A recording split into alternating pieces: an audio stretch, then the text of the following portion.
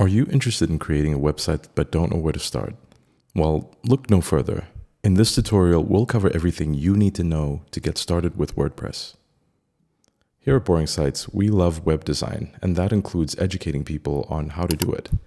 If you're into that, be sure to like and subscribe to this channel so that you can receive updates.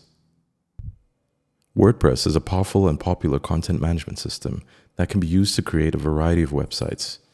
It's user-friendly, customizable, and has a vast library of plugins and themes that can easily be integrated into your website to create stunning designs. The first step in creating a WordPress website is deciding how you want to host your WordPress website. There's two ways to do this. You can either go the self-hosting route, or you can use a hosting service. Self-hosting is free, but it requires technical knowledge, while a hosting service is paid but easier to use. In this tutorial, we'll cover choosing a hosting provider. Using a hosting service means renting server space from a company that specializes in hosting websites.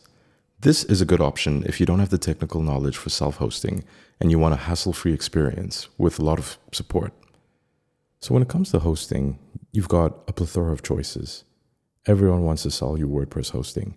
So the important thing as a beginner is to try and look for the one that's going to give you the best to suit your needs. And I'll go through a few of them with some of the hosting providers that I think are pretty great.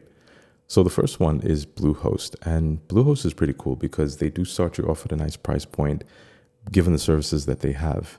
It's not the lowest, but it is a pretty good price point. And one thing you need to remember when you're choosing these is that you'll normally start off quite low, and then in the next year when you have your website and it's time to renew, you'll renew it at the regular rate, and that's usually much higher than the normal price point. SiteGround is another good hosting provider, and that's because they do have quite a lot of options that make this host easy to use. Their speed and uptime is also excellent, which means that if you have a website hosted with SiteGround and you load that website, it loads pretty quickly, and the uptime benefit means that if your website is experiencing any issues, or if SiteGround is actually experiencing any issues, then that happens quite rarely that your website is down as well. So having your website up as much as possible is very important.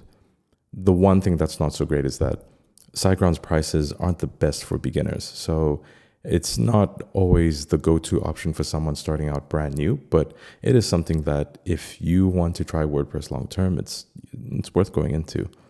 And the other downside is that they don't have unlimited storage.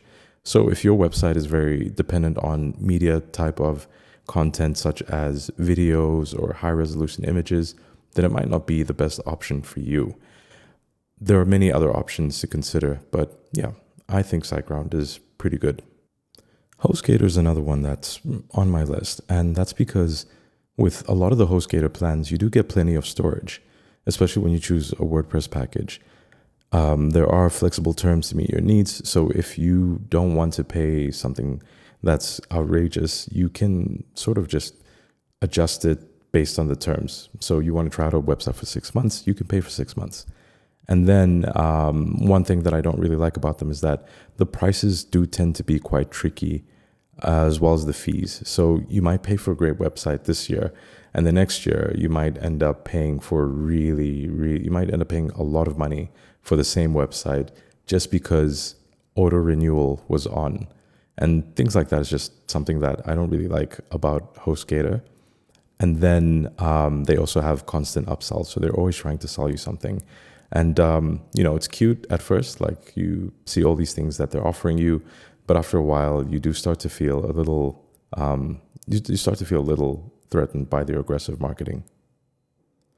So another package that I really like is Ionos, and I like them because of how much traffic they actually allow into your websites on their very low price plans.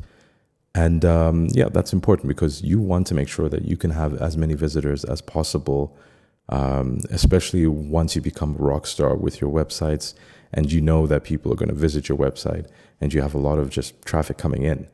It's also got plenty of web space. So if you want to store those really high quality images and those videos that are all in 8K, then you can do that. One thing that I don't really like is that they also engage in the practice of trying to sell you everything all the time. So that can become quite annoying. It's not something that I really like. And so when that happens, I just start to feel like maybe I'm not actually getting the best deal. And the other thing is that Ionos isn't the most user-friendly thing to use. They spend a lot of time updating their own website, and so things move around quite a lot. And when you want to get into the workflow that you've established, then it can be quite frustrating because something's moved to a completely different place.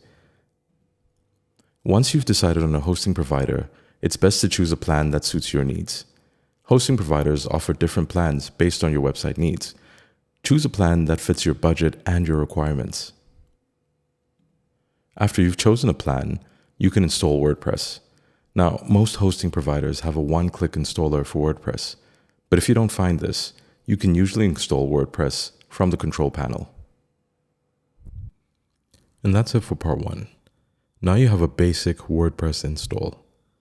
In the next lesson, we're going to look at how we can customize this WordPress to look exactly the way that we want it. Thanks for watching.